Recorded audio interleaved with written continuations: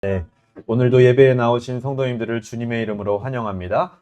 지난주 우리는 레위기 9장의 말씀을 환호라는 제목으로 함께 나누었습니다.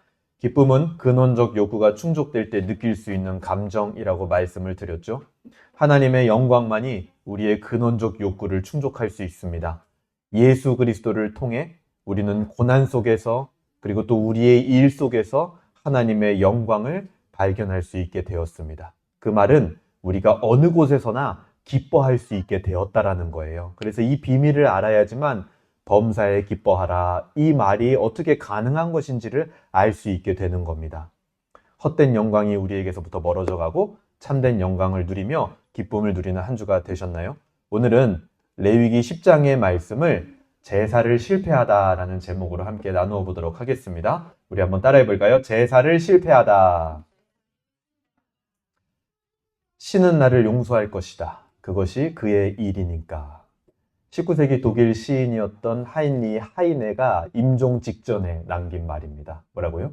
신은 나를 용서할 것이다. 그것이 그의 일이니까. 근데 이게 영어로 번역본을 보면요, 그것이 그의 job, 그것이 그의 직업이니까 이렇게 번역이 되어 있습니다.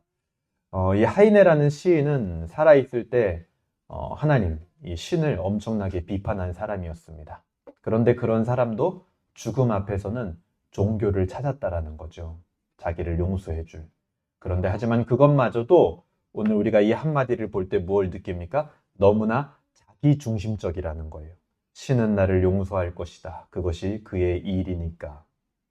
그의 말에 담긴 이 하나님에 대한, 신에 대한 인식은요, 현대 신학의 암묵적인 약속, 암묵적인 인식이 되었습니다. 용서할 것이기 때문에, 하나님이 우리를 용서할 것이기 때문에 심판은 나와 아무 상관없는 일이다라는 것이죠. 더 정확하게 말하면 심판을 믿지 않게 되는 겁니다. 그런 현대 신학은 오늘날 신앙인들, 현대 신앙인들에게 이러한 신앙 인식을 심어주게 됐고, 그것은 다양한 신앙의 형태를 양산하게 되었습니다. 여러분은 어떻습니까? 하나님의 심판을 믿으십니까? 심판을 믿어야 은혜를 믿을 수 있습니다, 여러분. 여러분, 은혜를 믿습니까? 반대로? 은혜를 믿으면 심판을 믿게 됩니다. 오늘 본문은 심판이 나랑 아무 상관없는 일인 것처럼 여기며 살아가고 있는 현대 그리스도인들의 영적 부르주아 근성을 뒤집어 놓는 본문입니다. 하나님을 자기 방식대로 섬기려고 했던 이 예배가 어떤 결과를 가져오는지 굉장히 엄중하게 보여줍니다. 여러분, 예배는 은혜의 시간입니다.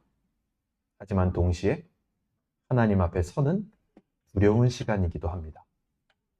오늘 본문을 통해서 예배의 성공이 도대체 무엇인지 깨닫고 예배 안에서 승리를 회복하는 우리 모두가 되기를 주님의 이름으로 소망합니다. 오늘 본문은요, 10장은 9장과 굉장히 긴밀하게 연결이 되어 있습니다.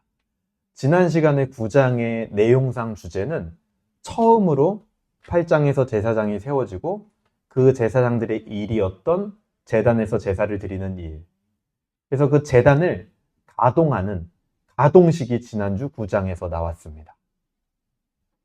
그래서 제단을 처음 가동하면서 그동안에 배웠던 온갖 제사를 드려보면서 맨 마지막에 하나님 앞에서 불이 나와 제물을 삼키면서 이스라엘 백성들이 환호를 지르고 기쁨을 경험하는 그런 일들이 9장 말미에 쭉 있었습니다. 그런데 오늘 이제 10장으로 넘어가는데요.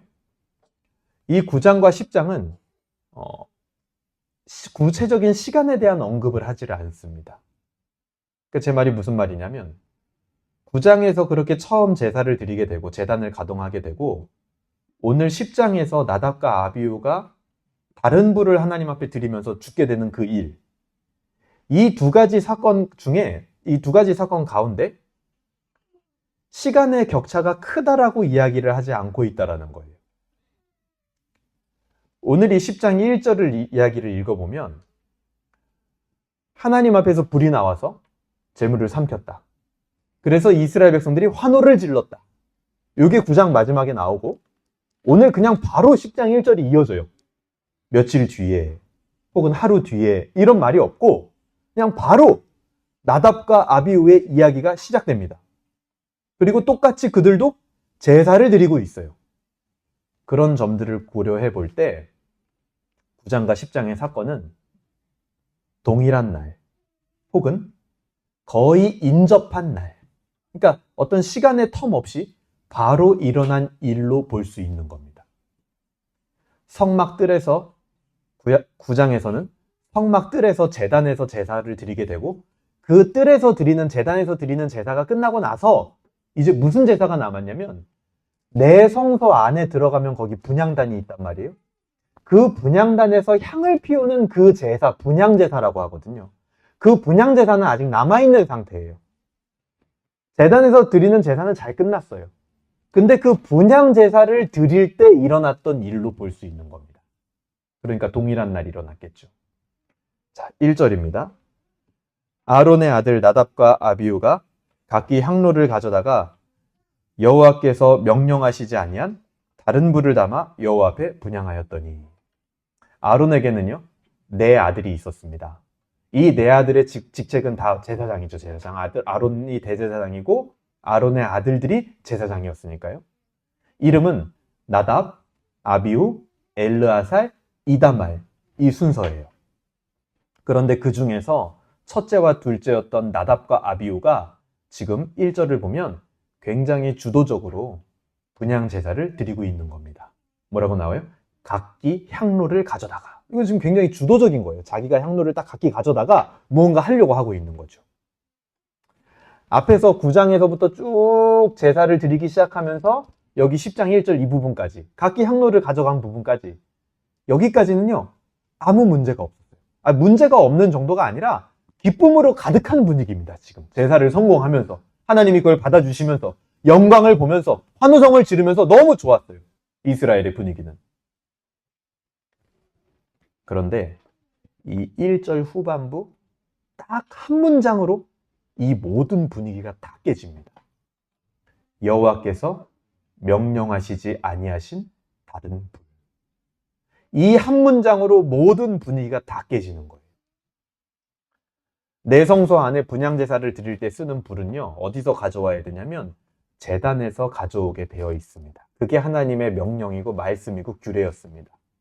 그런데 오늘 나답과 아비후가 분향제사를 드리기 위해서 썼던 불, 가져왔던 불은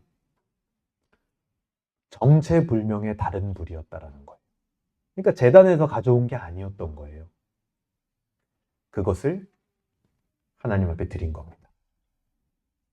2절 불이 여호와 앞에서 나와 그들을 삼킴에 그들이 여호와 앞에서 죽으리라. 이게 그 결과예요. 다른 불을 드린 결과. 제사장, 대제사장의 아들 두 제사장이 죽어버린 거예요. 4명 중 2명이 죽었어요. 그러니까 나답과 아비후가 드렸던 이 다른 불이라는 것은요 매우 심각하고 중대한 범죄였다라는 것을 오늘 10장이 보여주는 겁니다. 오늘 본문은 왜 그들이 다른 불을 드리게 되었는지를 명확하게 밝히고 있지는 않습니다. 본문이 중요하게 여기는 게 뭐냐면 왜 그랬을까가 아니라 다른 불을 드린 것 그 자체를 지금 중요하게 다루고 있는 거예요. 어떤 이유도 상관없어요.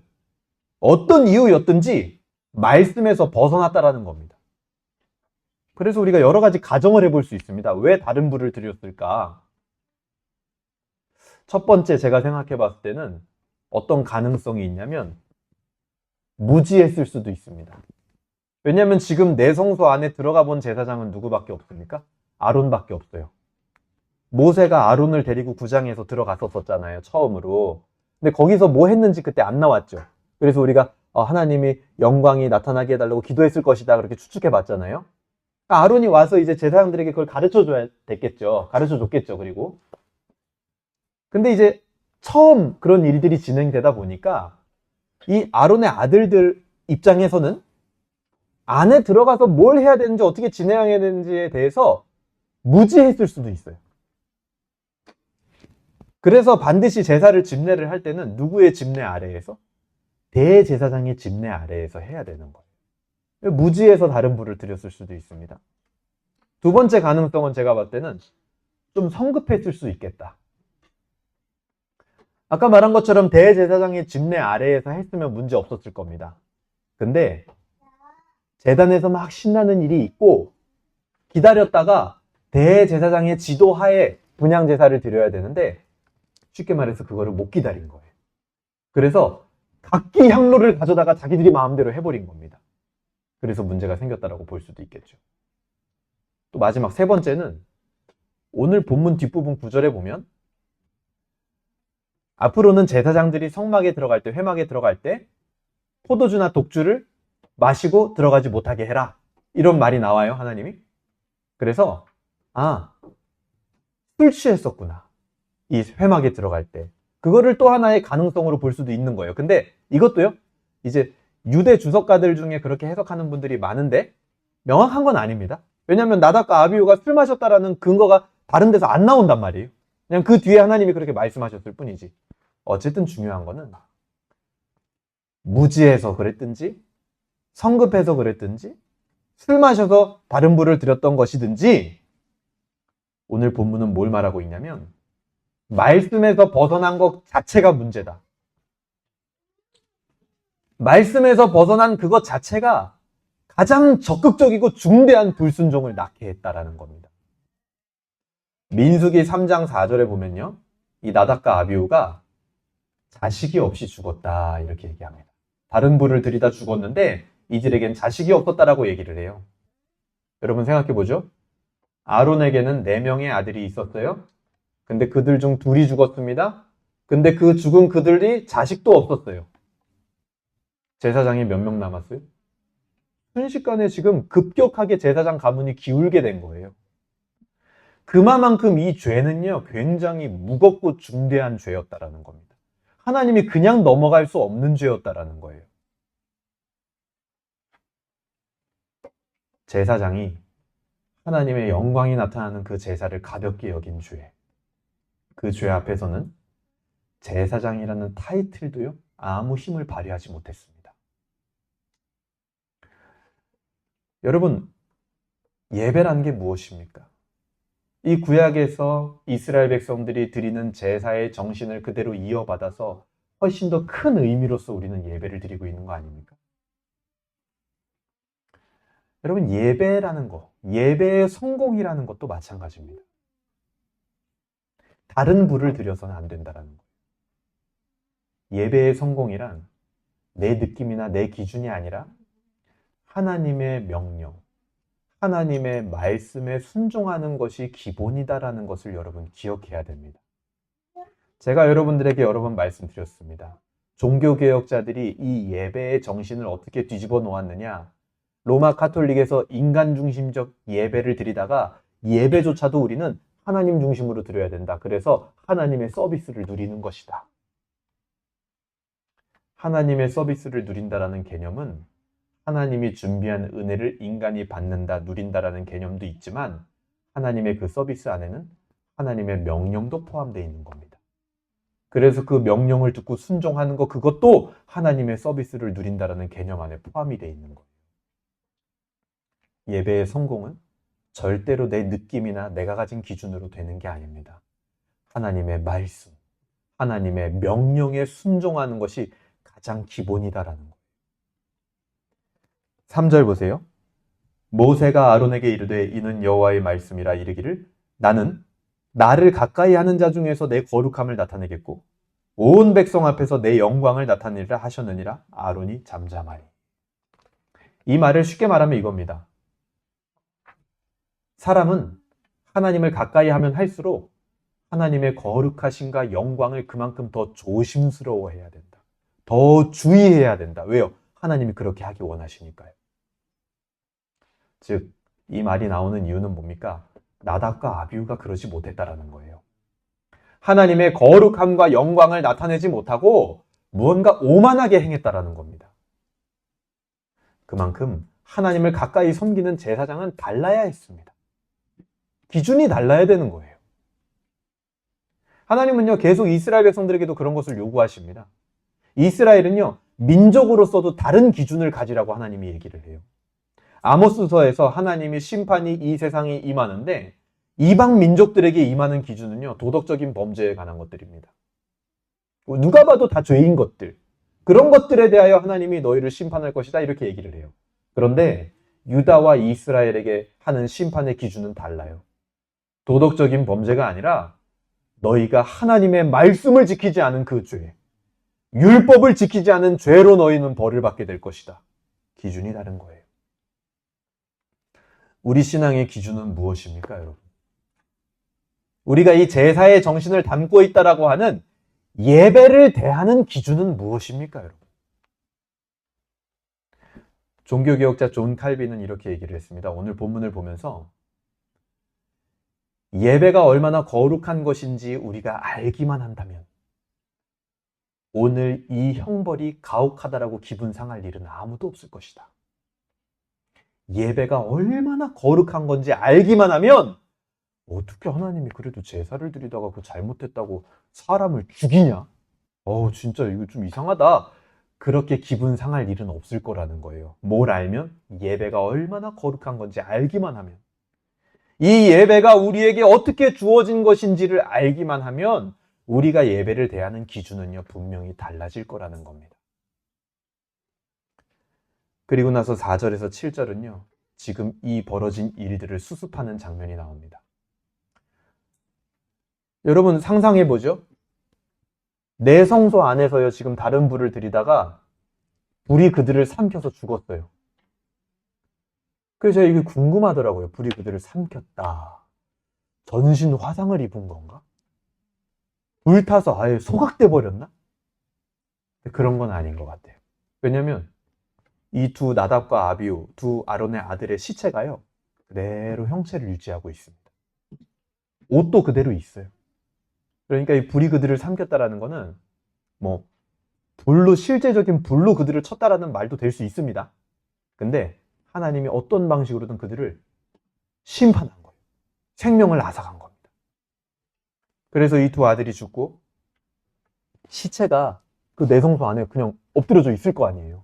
그걸 처리를 해야 될 거 아닙니까? 그 장례를 누가 치르냐면 아론의 사촌들이 진행을 하게 됩니다. 미사엘과 엘사반인데요. 4절에 보세요. 모세가 아론의 삼촌 우시엘의 아들이니까 사촌이죠. 맞죠? 삼촌의 아들이니까 사촌 맞아요? 맞죠? 미사엘과 엘사반을 불러 그들에게 이르되 나와 너희 형제들을, 여기 너희 형제가 누구냐면 죽은 나답과 아비후입니다. 성소 앞에서 진영 밖으로 메고 나가라.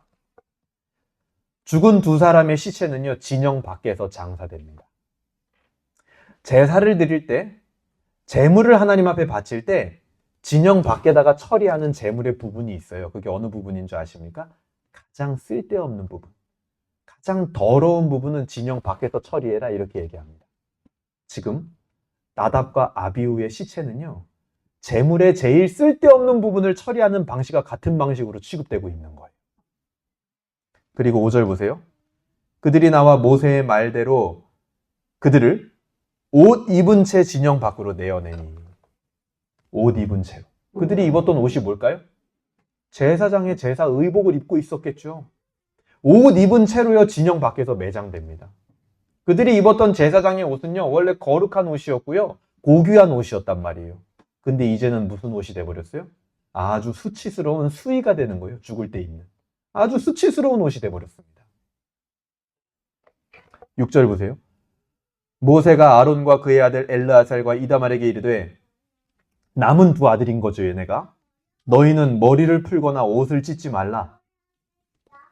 이게 뭐냐면 제사장들은 장례에 참여하지 말라는 소리입니다. 지금 형제가 죽었어요. 아들이 죽었습니다. 그런데 아론과 아론의 나머지 두 아들 엘르아살과 이다말에게 장례에 참여하면 안 된다라는 겁니다. 왜 그럴까요? 제사장에게는 시체를 가까이 하지 말라는 규정이 있었습니다. 근데 그뿐만이 아니라 지금 이 사건을 단순히 인간적인 관점으로 바라보고 거기 가서 그냥 같이 슬퍼하고 있고 거기 가서 같이 막 안타까워하고 있고 그렇게 주변 사람들에게 알려지는 걸 아예 차단해버리는 거예요. 왜냐면 가족이거든요. 가족이 참여하면 어떻게 될까요? 그 감정이 주체가 될까요? 주체 안 됩니다.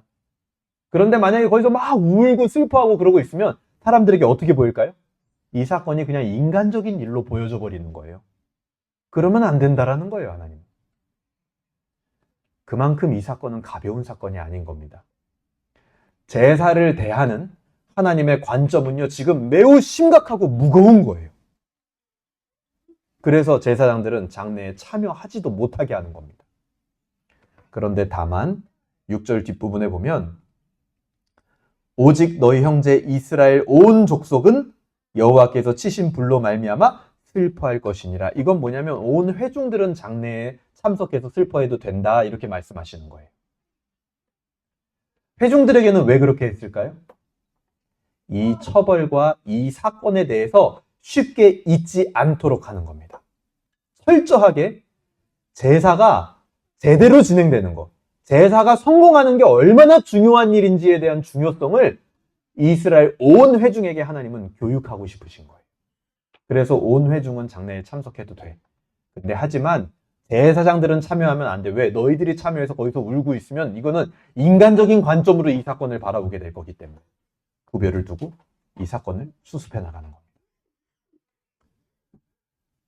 8절에서 11절은 그렇게 침통해하고 있는 아론에게 하나님이 말씀하십니다. 8절 보세요. 오늘 본문이죠.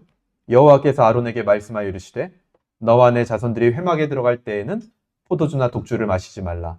그리하여 너희 죽음을 면하라. 이는 너희 대대로 지킬 영영한 규례라. 그리하여야 너희가 거룩하고 속된 것을 분별하며 부정하고 정한 것을 분별하고 나 여호와가 모세를 통하여 모든 규례를 이스라엘 자손에게 가르치리라.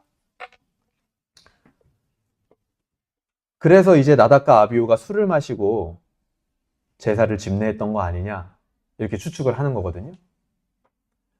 술은 구약이나 신약이나 언제나 판단력을 흐리게 하는 도구입니다. 하나님께 바쳐진 구약의 나실인들에게도 금지가 되었습니다. 술은. 그리고 신약에 와서 교회 지도자들에게도 술은 금지가 됩니다. 왜요? 이유는 딱 하나예요. 판단력이 흐려지기 때문이죠. 10절에서 11절도 그것을 읽었습니다. 분별할 수 없게 된다는 거예요. 정한 것과 부정한 것을. 오늘 이 술은요, 하나님께 드려지는 제사를 망치는 술이 되었습니다.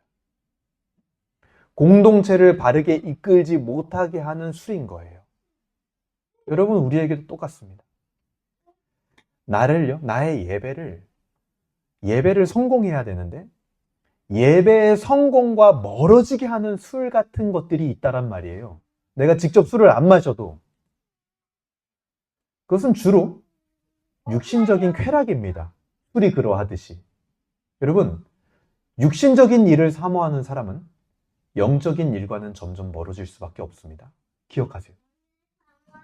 내가 술을 좋아하는 사람은 예배와 기도와는 점점 멀어지게 돼 있어요. 육신적 쾌락을 사랑하는 사람은 영적인 일하고 점점 멀어지는 것이 당연한 겁니다. 여러분 뭡니까? 나를 예배의 성공과 멀어지게 하는 술은 뭐예요? 여러분 인생에?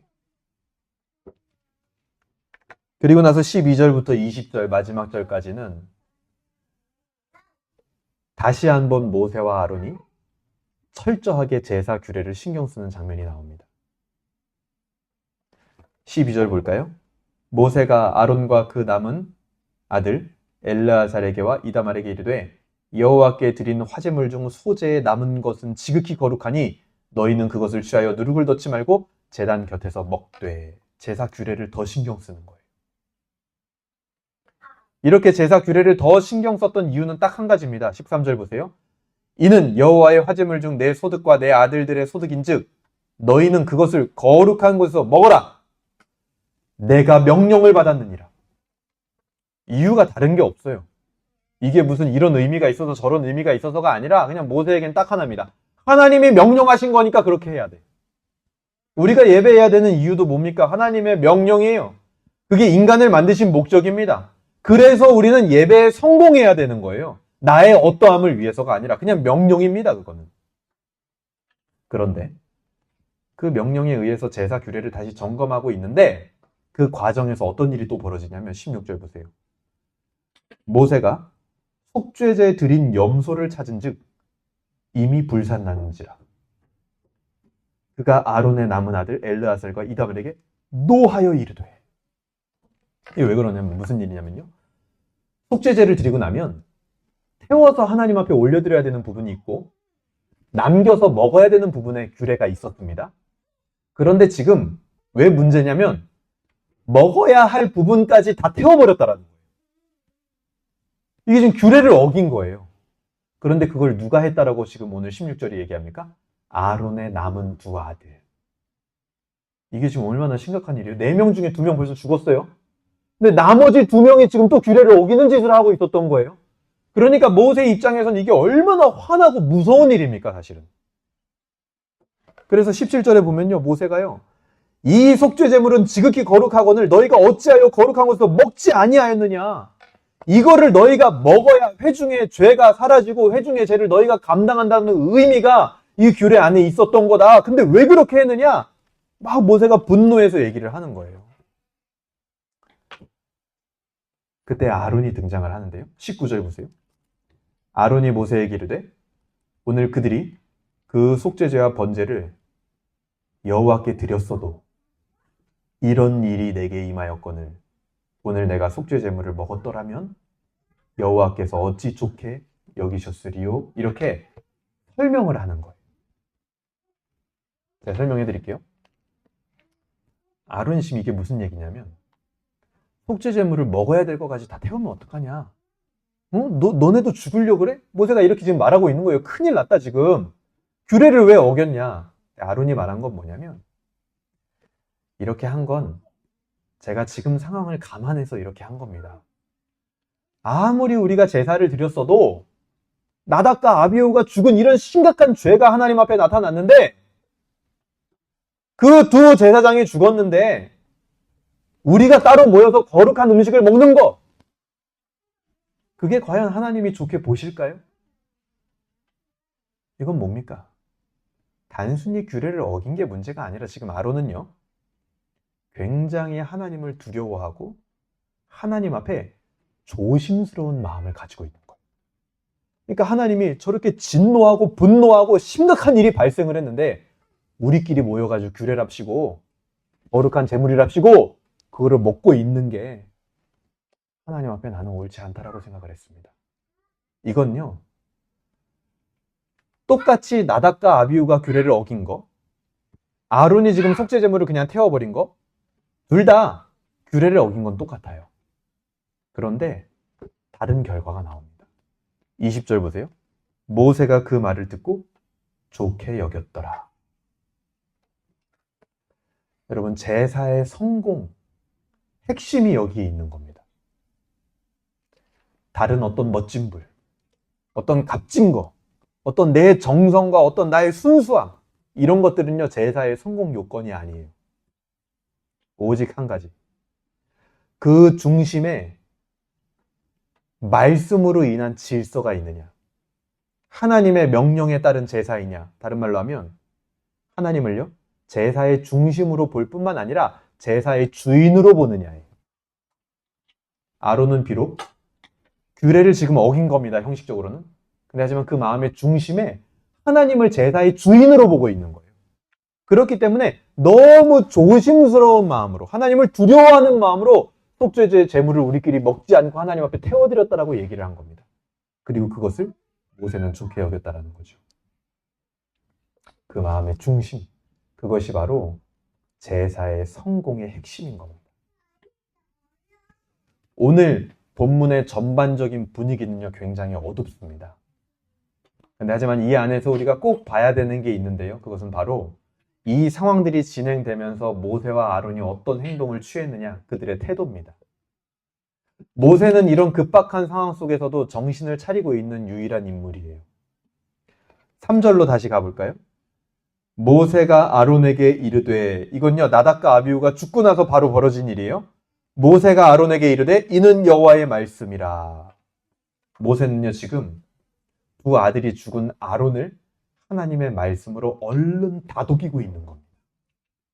그랬더니 아론의 반응이 어땠나요? 3절 말미에 보세요. 아론이 잠잠하니.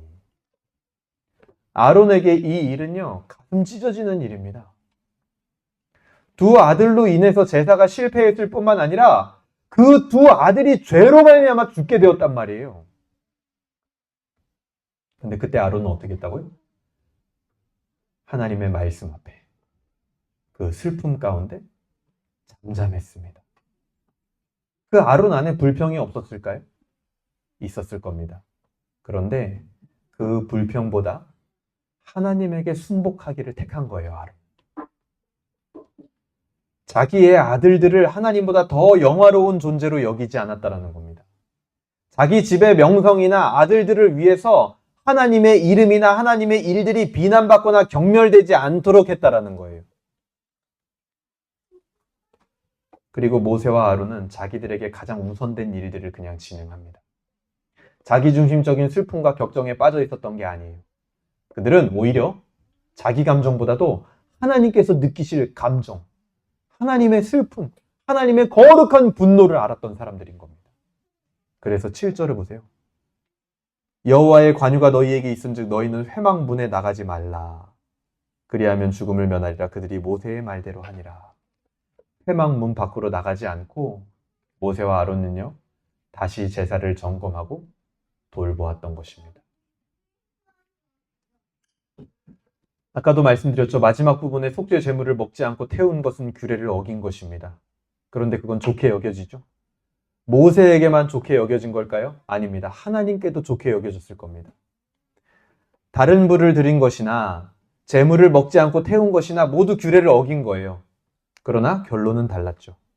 무슨 차이입니까? 중심의 차이입니다.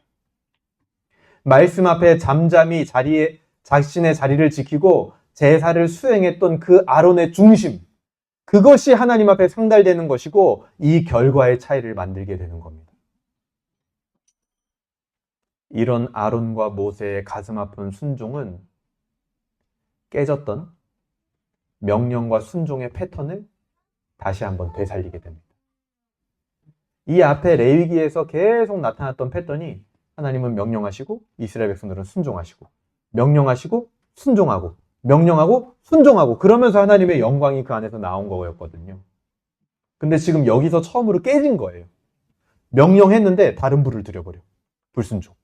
그래서 하나님의 심판이 임했어요. 깨졌어요, 이 패턴이. 근데 그 패턴이 어떻게 되살아나느냐? 아론의 이 가슴 아픈 순종을 통해서. 너무 슬프지만 그 가운데서도 잠잠하고 자기에게 맡겨진 제사의 일을 하면서 그 패턴이 다시 살아나는 겁니다. 다시 하나님은 명령하고 순종하고. 뿐만 아니라 이 일을 통해서 하나님은요, 아론을 처음으로 독대하십니다. 그게 오늘 8절이었죠. 여호와께서 아론에게 말씀하여 이르시되. 지금까지는요, 모세를 통해서만 얘기했어요. 근데 하나님이 처음으로 아론에게 직접 얘기하는 겁니다.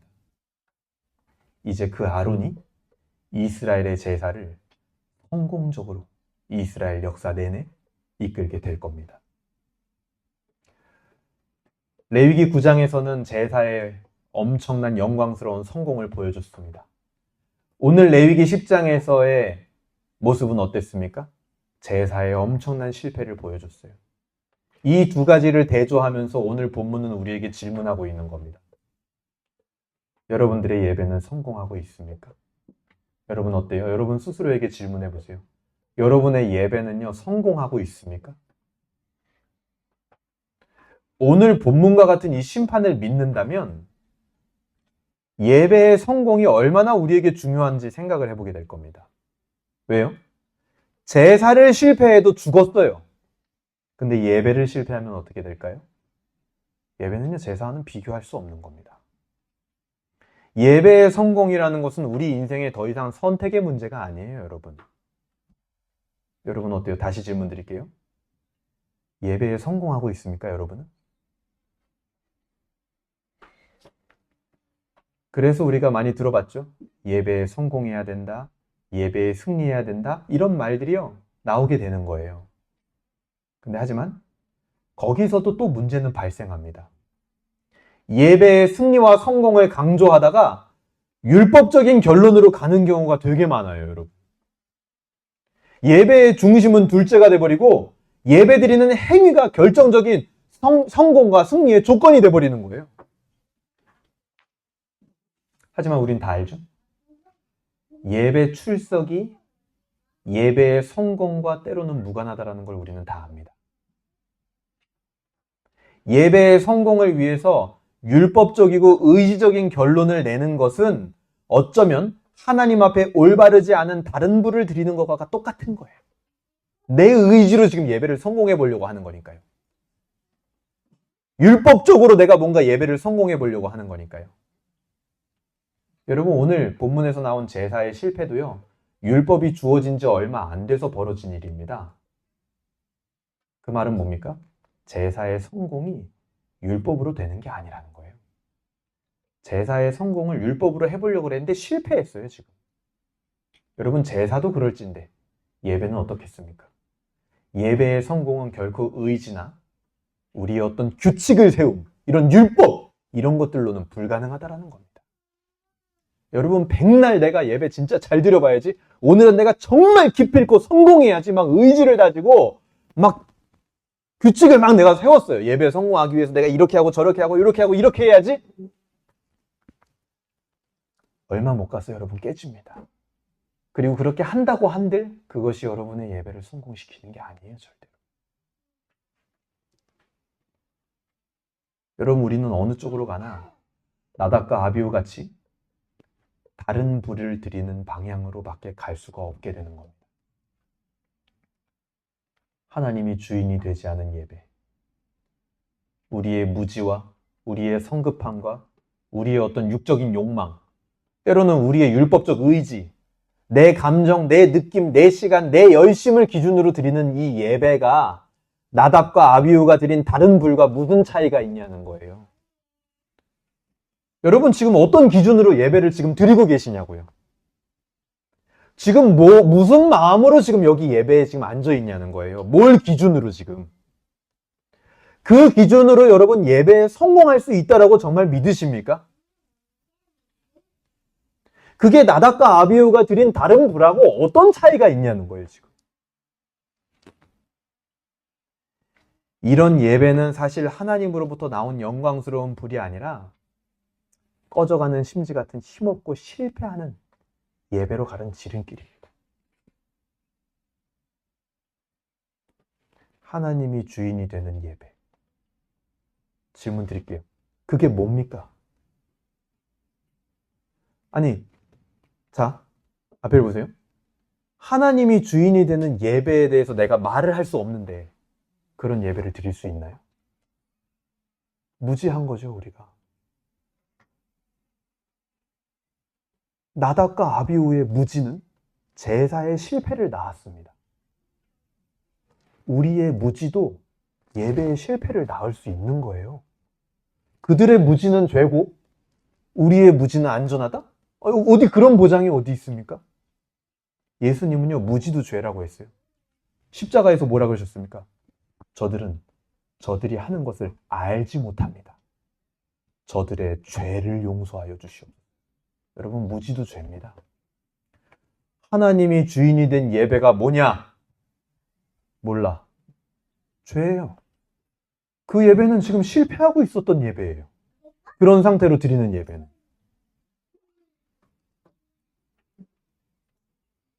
그 예배의 끝은 뭡니까? 나답과 아비후가 겪었던 심판과 다를 일이 없을 겁니다. 비참한 인생이 되는 거예요.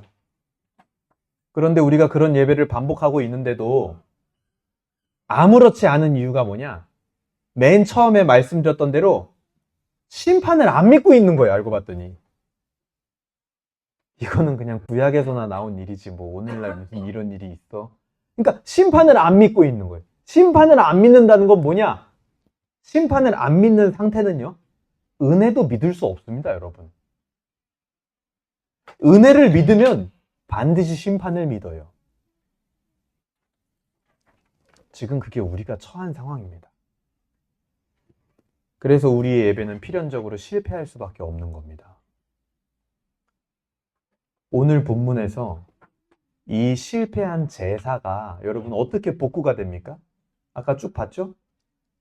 모세와 아론의 뼈를 깎는 헌신으로 그것이 가능해진 겁니다. 정말 아들이 죽어가면서도 그 슬픔에 빠져 있지 않고 덤덤하게 잠잠하게 아무 말도 안 하고 제사를 드렸던 그 아론의 모습을 생각해 보세요. 그게 없었으면 이스라엘 전체의 예배가 다 망가지는 거예요. 실패한 채로 남는 거예요. 근데 그 헌신이 있었기 때문에 실패한 제사가 그나마 복구가 되는 겁니다.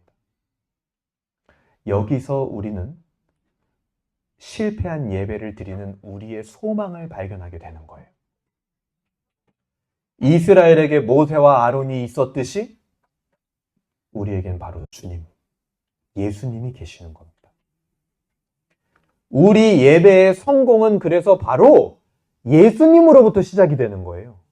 하나님이 주인이 된 예배가 뭡니까? 예수님으로 시작하는 예배입니다. 내 열심과 내 기준으로 시작하는 예배가 아니라 주님의 십자가가 우리의 예배를 성공으로 이끌었다라는 거예요. 근데 그게요, 쉬운 일은 아니었습니다. 아론이 두 아들을 죽어가면서도 제사의 복구를 위해 헌신했던 것처럼 그 이상의 일이에요. 우리가 사실은 예배의 실패로 인해서 나답과 아비후처럼요, 아무 쓰잘데기 없는 재물처럼 버려졌어야 됐습니다. 진영 밖에서. 그런데 주님은 자신의 몸을 짐승처럼 내어주셨어요. 우리가 나답과 아비후처럼 수치스러운 수의를 입고 죽었어야 됐습니다. 예배의 실패로. 그런데 주님은 십자가 위에서 수의도 입지 못하고 죽으셨습니다. 벌거벗은 채로. 왜요? 왜 그러셨습니까? 우리가 실컷 실패해놓은 저와 여러분의 예배를 위해서 그렇게 한 겁니다. 우리가 지금까지 전혀 무지한 채로 하나님이 주인이 된 예배가 뭔지도 모르고 예수님의 십자가로부터 시작하지 않았던 그 모든 예배, 그것 때문에 그렇게 죽으셨다라는 거예요. 우리는 무지했으니까, 순수했으니까, 순진했으니까 그냥 뭐 그렇게 예배할 수도 있었던 거 아닌가? 그것 때문에 죽었어요. 우리의 부족하고 실패했던 꺼져가는 심지 같은 그 예배조차도 주님은 살리시기 위해서 그 예수님의 십자가로 인해서 하나님 앞에 지금까지도 상달될 수 있었던 거예요. 나는 몰랐지만 나는 그냥 내 기준으로 예배를 드리고 있었어요. 그건 꺼져가는 예배예요. 근데 그 예배를 누가 살렸냐? 주님이 십자가에서 살린 겁니다. 오늘 본문은 제사의 성공과 실패의 대조를 통해서 예배의 중요성을 강조하고 있는 겁니다. 우리의 예배의 성공도 그런 거예요. 예수 그리스도의 철저한 비극과 고통 속에서 우리의 예배의 성공은 시작된 겁니다. 그렇게 주어진 예배의 거룩함을 안다면, 그렇게 주어졌다라는 예배의 이 가치를 안다면 우리 예배의 기준은 달라질 겁니다. 종교개혁자 존 칼빈은 그걸 알았던 것 같아요. 그러니까 예배의 거룩함을 알면 오늘의 이 형벌이 그렇게 심하다라고 기분 상할 일은 없을 것이다라고 말을 했겠죠. 그래서 우리는 예배에 나올 때마다 주님의 십자가를 묵상합니다. 여러분, 오늘 말씀을 어떻게 적용할 수 있을까요? 예배의 성공은요, 곧 주님의 십자가 앞에 머무르는 것에 성공하는 겁니다. 여러분, 지금도 혹은 오늘 예배에 올 때도 주님의 십자가 앞에 머무르지 못하게 하는 여러 가지 일들이 있었을 겁니다. 근데 거기에 성공하면 그게 예배에 성공하는 거예요. 그 십자가의 은혜와 함께 아론처럼 잠잠히 회막 바깥을 나가지 않는 거예요. 진정한 예배의 성공은 내가 만족하는 게 아니라 그냥 그 자리를 지키는 겁니다. 어디 십자가의 자리를 지키는 거예요. 그것이 어떤 사람에게는 이 예배의 회중의 자리에 나아오는 것이 될 수도 있겠죠. 그것이 어떤 사람에게는 내가 매일의 삶 속에서 십자가를 묵상하는 일이 될 수도 있을 것입니다. 어떤 것이 여러분의 적용이 될지는 모르겠어요. 근데 아론처럼 잠잠히 회막 바깥을 나가지 않는 게 여러분들 각자에게 있을 겁니다. 십자가 앞에 머무르는데 성공하시길 바랍니다. 두 번째 말씀을 어떻게 적용할까요? 여러분, 그것을 방해하고 흐리는 술 같은 것들이 있습니다. 여러분 삶에. 내가 주님의 십자가 앞에 잠잠히 머물러야 되거든요. 회막 바깥으로 나가면 안 되고. 근데 그거를 방해하는, 흐리게 하는 술이 있단 말이에요. 그것이요. 내 의지로 예배에 성공할 수 있다라는 오만함이든지, 이렇게 뭐 난 나가도 그냥 이렇게 예배 드려도 괜찮아. 오만한 거예요, 굉장히. 혹은 그 반대로 어떤 사람은 난 정말 자격이 없어. 예배를 매번 실패하고 내 마음을 도저히 지키지도 못했어. 그래서 나는 예배 드릴 수 없다라는 그 정죄감, 오만함, 정죄감, 양쪽 모두 다 하나님께서 명하시지 않은 다른 불입니다. 여러분 그냥 여러분의 예배의 실패를 인정하세요. 그리고 나는 자격이 없기 때문에 예배를 못 드리겠어. 이게 아니라 나는 자격이 없기 때문에 예수님을 의지하여야만 예배 드릴 수 있다는 사실을 고백하시길 바랍니다. 그 고백이 여러분들을 십자가 앞에 머물지 못하게 하는 그 술로부터 멀리 인도해 갈 거예요. 십자가 앞에 머물지 못하게 하는 술을 한 주 동안 멀리 하시길 바랍니다. 오늘 말씀에서 우리가 품을 수 있는 소망과 비전은 무엇입니까? 그렇게 해서 결국에는 우리는 더 나아가야 됩니다. 그래서 마침내 모세와 아론처럼, 그리고 수많은 신약의 사도들처럼 이제는요, 내 예배를 성공으로 이끌 뿐만 아니라 공동체의 예배, 다른 사람의 예배까지도 성공으로 세워나가는 그런 사람이 되는 그런 비전을 여러분 품으시길 바랍니다. 여러분들 중에 나는 정말 하나님이 주인 되는 예배의 중심을 뼈를 깎는 심정으로 십자가 앞에서 지켰습니다. 다른 곳으로 가지 않았습니다. 좋아요. 그렇다면 이제는 공동체의 예배를 세워가고 다른 사람의 예배를 세워나가는 비전을 품으시길 바랍니다. 그 일에도 마찬가지, 그 일을 하려면 마찬가지, 아론처럼 모세처럼 뼈를 깎는 십자가 앞에 머무르는 시간이 필요할 겁니다. 오늘 말씀을 정리하겠습니다. 웨스트민스터 신앙고백서 21장에는 예배와 안식일이라는 파트가 있어요. 거기 1항에 보면 예배의 바른 방식이라는 파트가 있습니다. 읽어드리겠습니다. 본성의 빛은 하나님이 계시다라는 것을 보여준다. 그 하나님은 만물에 대하여 통치권과 주권을 행사하신다. 그는 선하시며 만물에게 선을 행하신다. 그러므로 인간은 마음을 다하고 성품을 다하고 힘을 다하여 그를 경외하며 사랑하며 찬양하며 부르며 신뢰하며 그리고 섬겨야 하는 것이다. 이것이 뭡니까? 예배죠. 그러나 참되신 하나님을 예배하는 합당한 방법은 그 자신이 친히 정해주셨으므로 그 자신의 계시된 뜻 안에 한정되어 있다. 그러므로 사람들의 상상이나 고안 또는 사탄의 지시에 따라 어떤 가견적인 구상을 사용하거나 성경에 규정되어 있지 않은 다른 방법을 따라서는 하나님을 예배할 수가 없다. 오직 하나님을 주인으로 하는 예배는 예수 그리스도로 시작하는 예배 밖에는 없다라는 겁니다. 사람 안에 있는 본성의 빛은 뭡니까? 바로 예배하고 싶은 마음이에요. 누군가를 의지하고 싶고 마음을 열고 싶은 마음입니다. 그래서 사람들은 종교를 갖기도 하고 선행을 하기도 하고 성취를 위해서 살기도 합니다. 하지만 그것은 오직 우리 안에 그런 마음을 넣어주신 하나님으로부터만 채워질 수 있는 거예요. 그 본성의 빛은. 그래서 우리는 예배해야 되고 예배에 성공해야 됩니다. 그것이 우리를 가장 행복한 길로 부르시는 하나님의 마음이다라는 사실을 잊지 마시길 바랍니다. 그래서 이번 한 주도 예배에 성공하는 한 주가 되기를 주님의 이름으로 소망합니다.